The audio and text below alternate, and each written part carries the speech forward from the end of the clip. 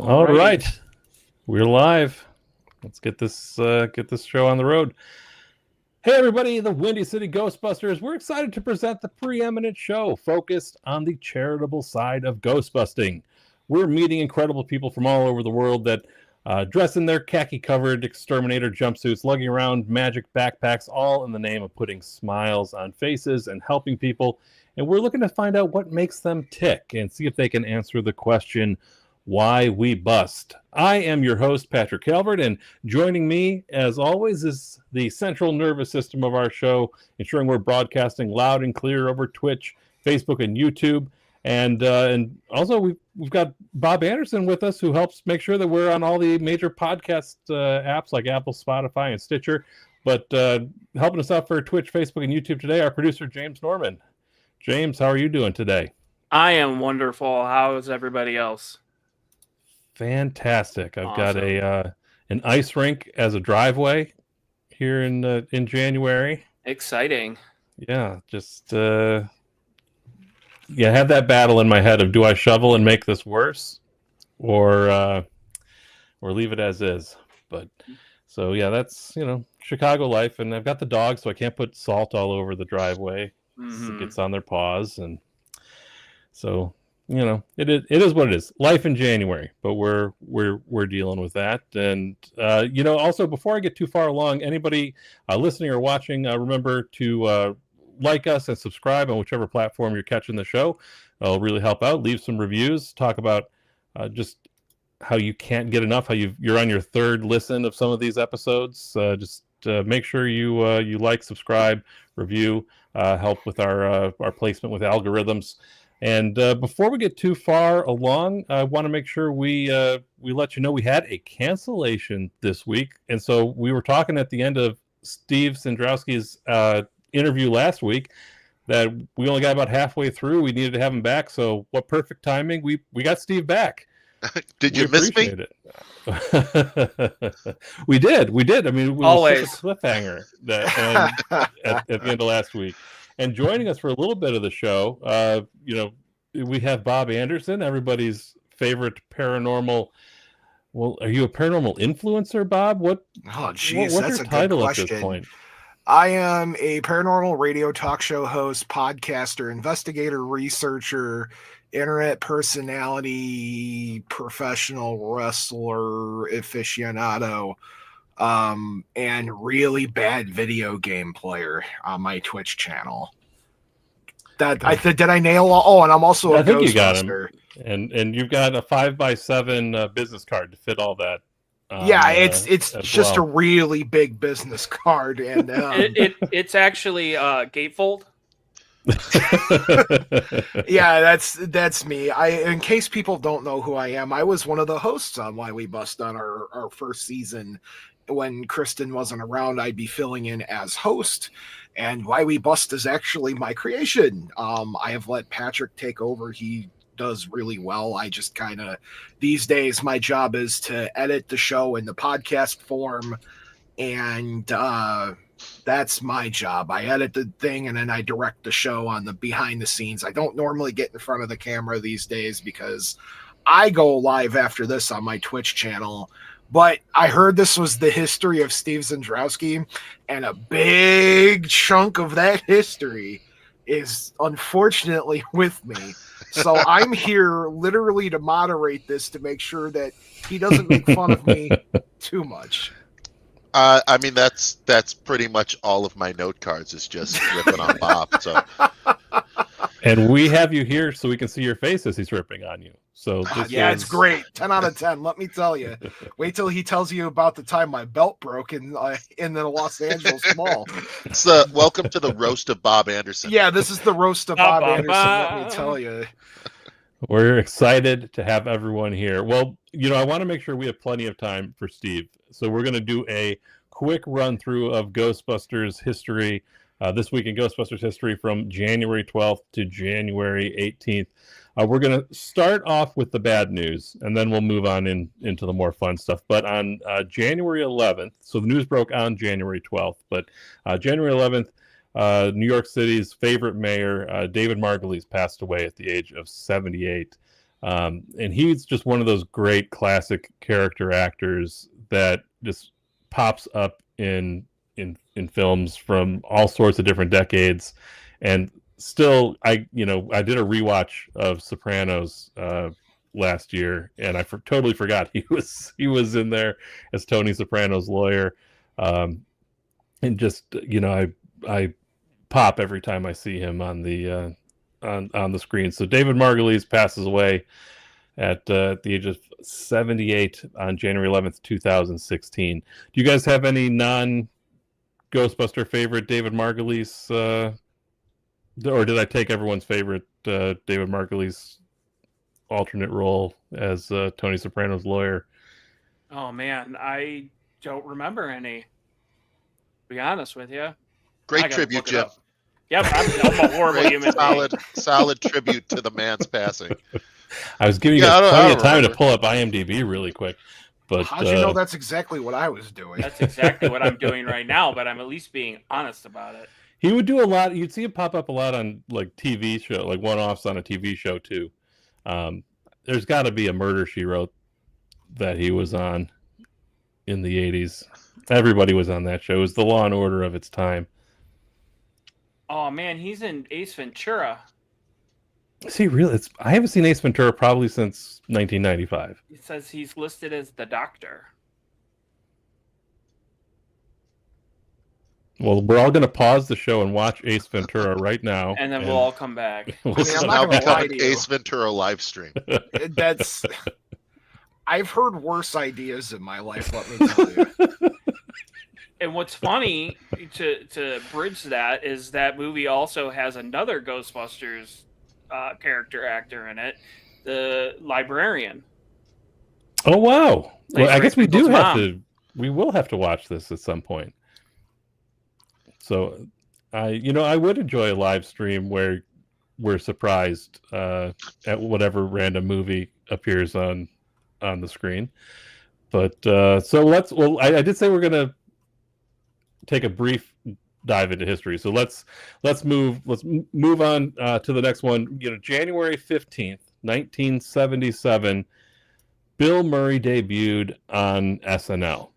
I think he was known as Chevy Chase's replacement, which is just, Chevy was the breakout star that first year. So what way to really sink somebody's attempt to start than being called Chevy Chase's replacement there on Saturday Night Live. But 1977, January 15th, Bill Murray debuts. Do you guys have any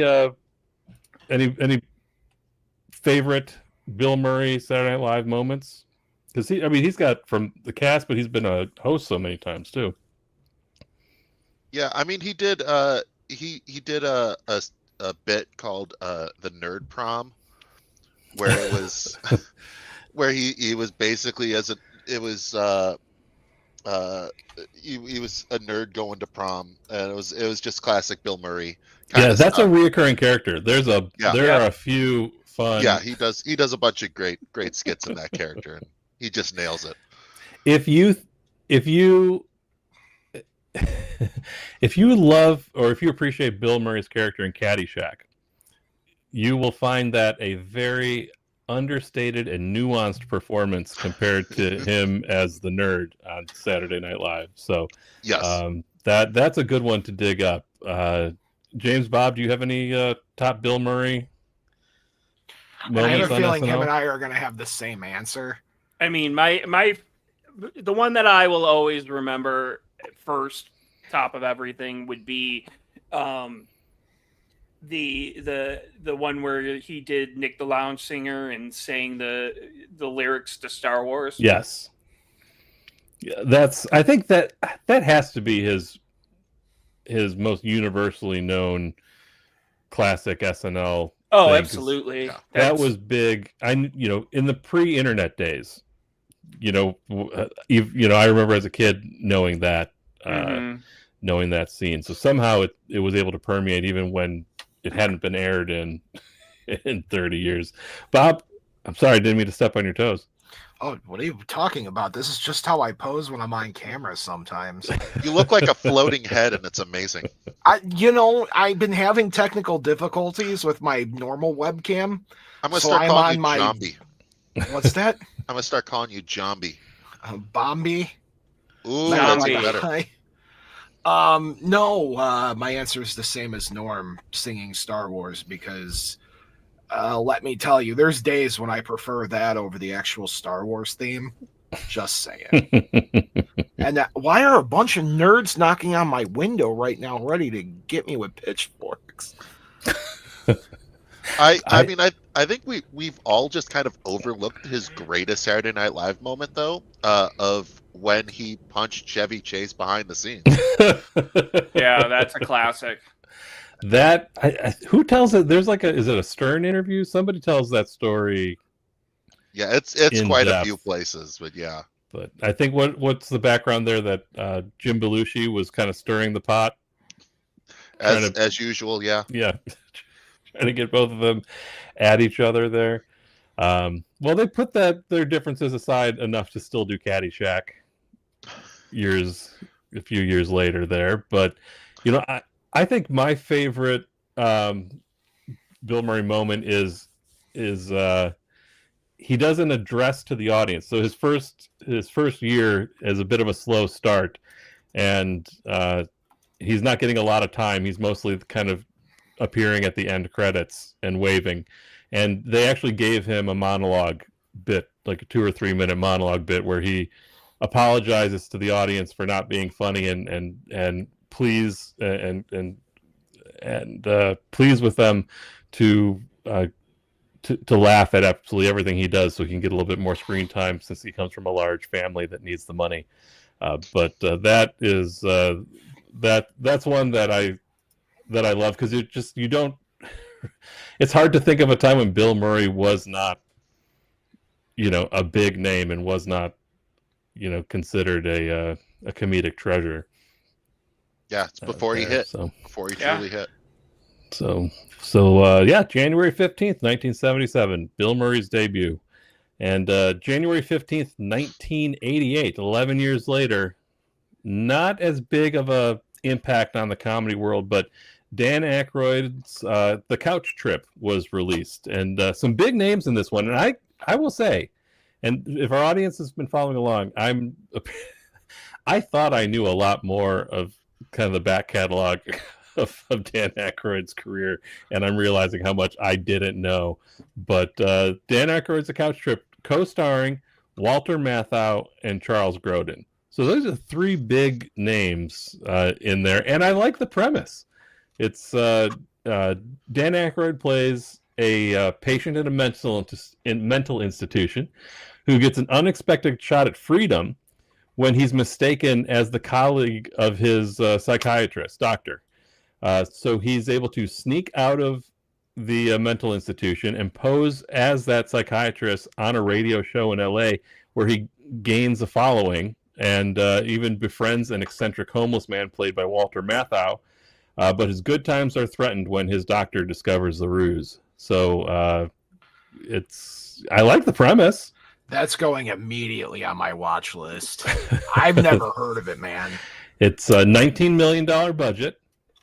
11 million came back from the box office on that one. So that one stung a little bit, but love the premise, and I'm a fan of all 3 of the big names on there. So we'll see. Bob, you'll have to let me know when you catch it. Sounds good. What your thoughts are. But from there, we got January 13th, 2018. So we're leaping ahead. But Bill Murray makes a surprise appearance on SNL in 2018. He plays Steve Bannon, Donald Trump's kind of whisperer, political whisperer, Steve Bannon, which made a lot of headlines at the time to see Bill pop back up on SNL. And I had forgotten about that, but I did get a chuckle out of seeing him in his Steve Bannon wig and outfit. But then let's see, what do we got here? Oh, January 15th, 2019, Variety reports that Jason Reitman is going to be directing the secret new Ghostbusters movie. And sources say they couldn't say if it means that the original cast will be back, and the details are being kept under wraps, but Reitman has begun testing 4 teenagers for mystery roles. So that came out January 15th, 2019. Do you guys, when do you remember Afterlife being put on your radars? It was the teaser for me, and this must have come out before that little teaser with the Ecto in the barn came out. So this flew under my radar. Yeah, but that's about when everything started coming out. Was like, I think it like a couple weeks. It was January, I think, when everything started coming out. Yeah. Ghostbusters Fan Fest for us, when we were there was the panel with Ivan and Jason when they're talking about the legacy of what's next. And, you know, Jason had that one bit where we knew that there was a movie, but we didn't know what it was going to be. And then he reveals at Fan Fest, yeah, Bill Murray's read the script. Dan Aykroyd's read the script.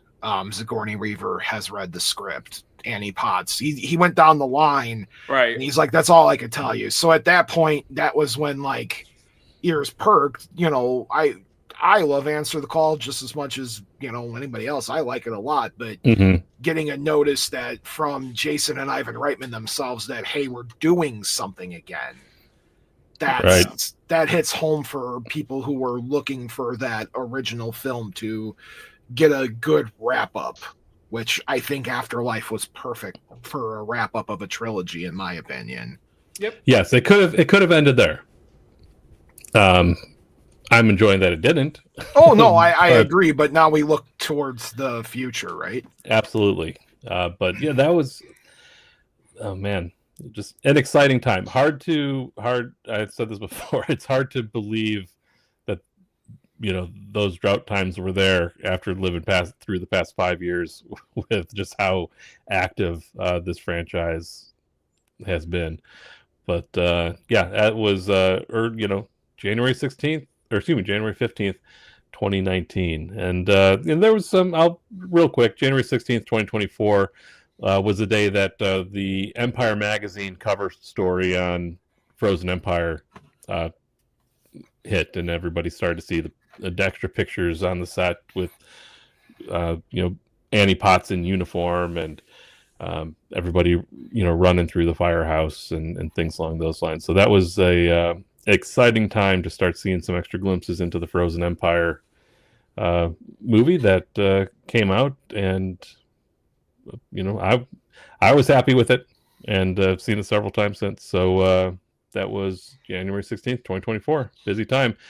It's a good time for Sony to start dropping some extra information on the animated show and potential next movie. I would, if anyone from Sony is watching or listening, I know they've got bigger fish to fry out there at this particular moment. I will tell you that I have not been asked to star in the animated series. So as the resident guy that does trivia at Sony Wonderverse, right? You know how high up on the food chain I am. I have not been asked to be in the animated series. Just, I could give you that. leaving the door open for the live action. The after credit scene with me, right? I joke, of course, everybody. I'm totally joking. I would love to see you doing reaction videos and have the mini puffs suddenly appear by the hundreds from behind your furniture and slowly pull you out of frame. So that sounds like, don't give Steve ideas, please. You can make it happen, Steve. Make it happen. But okay, well, that is this week in Ghostbusters history. I would like to dedicate the rest of the time here, and we've got about 4 other people that are going to join us for the roast of Bob Anderson. So jokes on Bob? No, just kidding. But we have got part 2 with Steve Szyndrowski. The funny thing is here today. Bob would not have put that past me to have done that behind his back. Well, Steve didn't know I was coming on this until about 5 minutes before we went live, or actually 3 when he decided to join. That's more than enough time to send some texts out. I'm sure a bunch of folks in the chat are happy to hop on. But Steve, we pretty much only touched on the toy drive last week and a little bit about just kind of what it's like to even get a project like that started. But I didn't get to learn anything about your origin story with not only Windy City Ghostbusters, but you have a history beyond Ghostbusters with dressing up for a cause. Why don't you take me back? What's your history with Ghostbusters? We'll start with Ghostbusters, and I know other stuff will get peppered in there, naturally as we go from there. Yeah, I mean, like all of us, I was a big fan of the films growing up. As a kid, I remember watching Ghostbusters 2 because that was the only one that they would air on television for some weird reason. I remember watching it on the Disney Channel in like 1990. It was on the Disney Channel? Yeah. At the start of the Disney Channel, they just put on a lot of movies late at night that they just kind of they just decided to air. So, and that was one of them that they repeatedly would air. And that, but I just fell in love with it, fell in love with the cartoons, fell in love with everything about it. And always wanted to have my own gear, always wanted to have the Proton Pack, always wanted to have my own trap. And when I was 18, graduated from high school, and that summer, I decided I would actually go about making my first pack. And this was 2005, summer of 2005. So there wasn't the presence of Ghostbusters as we see today. Mm-hmm. The fan community was a lot smaller and a lot more tight-lipped and tight-knit. So I remember going on to the old GB fans forums and a page called Proptopia from way back in the day. I remember that. Yeah, and that page was actually, it was like the best of the best were on that page that just posted and built stuff. And I built my first pack. It was one of the Norm packs. It was the old Home Depot pack with made out of wood and cake pins and like styrene signs and all that stuff. And only tool I had power tool available to build it was a drill. So everything I had to cut by hand, and it was a nightmare. And it weighed like 50 pounds. I was going to say, how much did that thing weigh? It was with all the plywood on there, and no, it was absolutely brutal. It was about a 50-pound pack, and it had no electronics or anything. But I did it. I built my first one, and then I was like, okay, where do I go from here? And how do I go from here? And yeah, that's what started it. Did you ever listen to there? I think it's the Black Firehouse podcast has an interview with Norm, who made those plans, and I think that was what got me listening to that podcast, because I wanted to know, who is this guy that made these? Because I probably somewhere in my parents' house are still the printed out pages. I've got binders still, from those plans that I had. I never got it started. It was supposed to be a summer project that never came to fruition. But that I found it so fascinating. He would, in the 80s when it was in the theaters, he would just go and sit and just watch the movie on repeat and try and catch new things on the pack that he didn't notice. It was fascinating, because at that point, like, DVDs were just kind of starting to become a thing. They hadn't released Ghostbusters really on DVD at that point yet. So all you really had was the VHS, and we all know how grainy the VHS copies of the film were.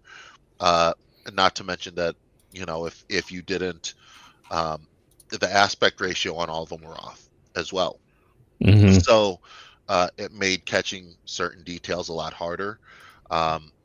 And so you just kind of did what you did, and on those forums there'd be guys that would they'd be like, oh, I was able to get my hands on a screen used item, I was able to get my hands on a stunt pack, I was able to get my hands on this or that, and then as a result, that's really kind of the renaissance of Ghostbuster prop building came in, because Mm-hmm.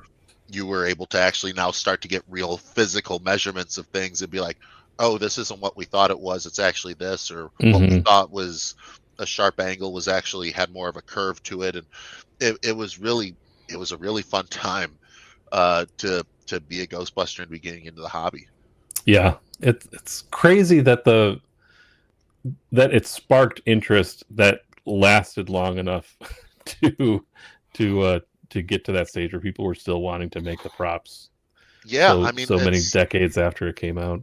They're so unique. I feel like it's very similar to like Star Wars. The same reason why Star Wars stayed so big and has stayed so big is because like the stormtrooper costumes, Darth Vader's costume, the lightsabers, the blasters, the props they're all so unique, and they're so intricate that even with the best resolution, you're never going to see the full details until you actually look at it up close. And it's very similar with the pack, with the trap, with the PK meter, all that stuff. There's so many subtle nuances to it that I think it just keeps people just their imaginations just lets them just run wild. Mm-hmm. And no, you brought it up. Now you have a history with Star Wars as well. Can you get into that? I'm curious about about what you've done there as well. Yeah. So I joined the 501st in 2009, I think it was. July of 2009. Was with an Imperial officer uniform. Was always kind of a fan of the officers. They were just I just like the costumes. You just like those wide-legged pants. Yeah, Lots of room in the thighs. Yeah, I like the whole thing, and it was so simple. And the best part is I didn't have to learn how to make armor. So I could just get the uniform and call it a day. But it was really my first foray into group costuming. Like I had been doing Ghostbuster stuff at that point already, but I had been doing it kind of freelance and just kind of doing it on my own, with no specific affiliation at that time. But joining the 501st, that was a whole different ball game, because they were doing things for charity. They were doing work with Make-A-Wish. I was doing visits for kids with cancer. I was doing hospital visits. I was doing parades. I was doing conventions. I was doing all this stuff. And it really kind of opened my eyes to the bigger world of things. And to be clear, I came into all of these hobbies as a prop builder. Like I'm not, by nature, I was never a costumer. I was never one of those guys. I was never a cosplayer. I was a prop builder. So after building proton packs, at that point I had built 2-3 proton packs. I'd built traps. I had built gear. I was like, I want to go to Star Wars because there's literally unlimited amounts of props to build in Star Wars. Right. And then it really became more of this, the joy of the charitable side of things, the camaraderie with some of the members, and getting those friendships that have become lifelong friendships. And and then once I got kind of, you get burnt out after a while, when you do so much. I was I had done in like a 4-year span the most amount of events in our garrison, in the Midwest garrison. Like I was doing numbers exceeding people that had been around for 10 years. So wow. yeah, and so I just kind of naturally burnt myself out, and was like, let me go back to the first thing that I loved, and that's Ghostbusters. And that we're going to hop in the line, your timeline a little bit here, because we only have Bob for a few more minutes, and I want to circle back here. I want to hear about your first time meeting Bob Anderson, and how much did he pay you to become vice president while you were president? So the first time I met Bob, he was passed out, stone cold drunk, filthy drunk. So he doesn't remember it. He doesn't remember it. He likes to think he remembers, but he was on the sauce pretty hard, honestly. I never drank that day. Bob, I think it's my interview, not yours. It was 8 o'clock in the morning at a parade. I know, and it was that was the rough. worst part of it. Yeah, and he peed in the dumpsters. So I don't. So you tell me how drunk he was. It was St. Patrick's Day.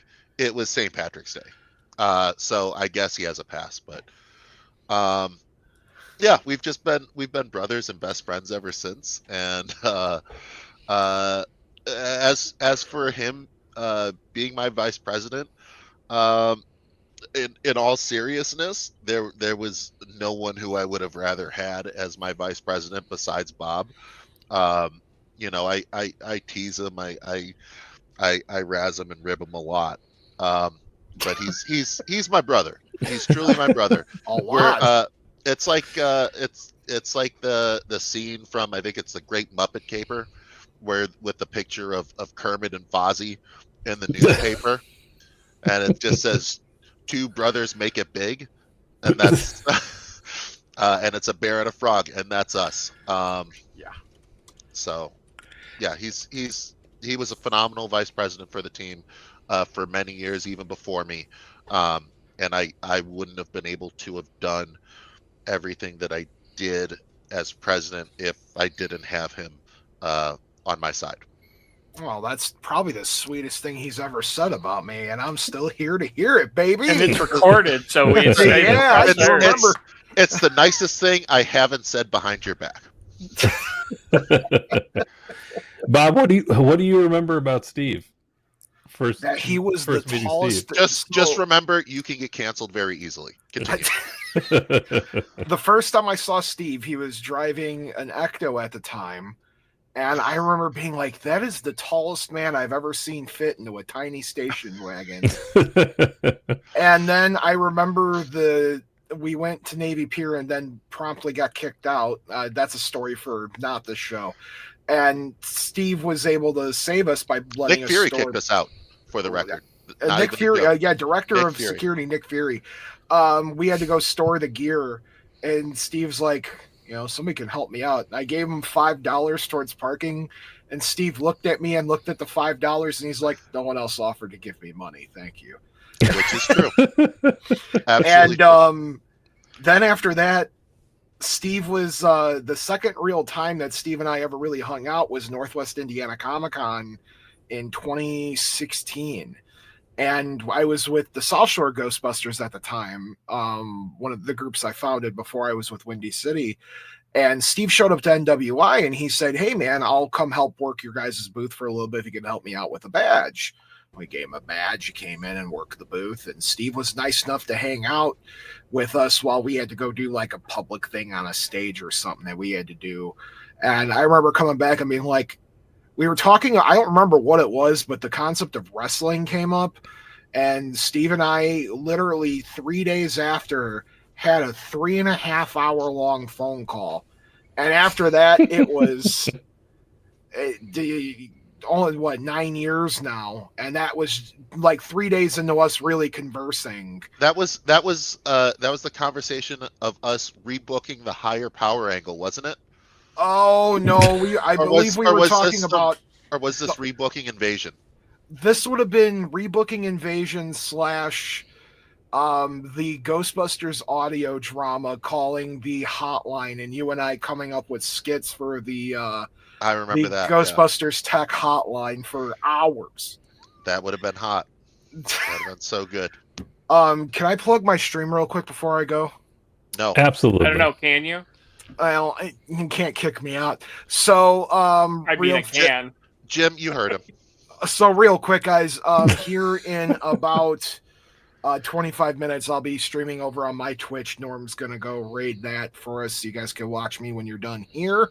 I'm going to be looking at some photographic evidence of ghosts and doing some live reactions on those. And I got some videos brought up of cryptids and other paranormal high strangeness. So come on over, twitch.tv/Bob After Dark Plays. How was I not invited to be a part of that one too?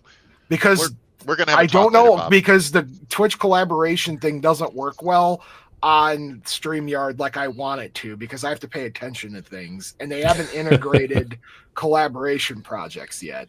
You heard them; they haven't integrated. It's sad. Oh my god! All right, I'm gonna go. See you guys. Thank you for having me, everybody. Thanks for coming, Bob. Love you, Thank Bob. you. Now this is the part where Steve rips into me for the next 24 minutes. Oh yeah, it's gonna be fun.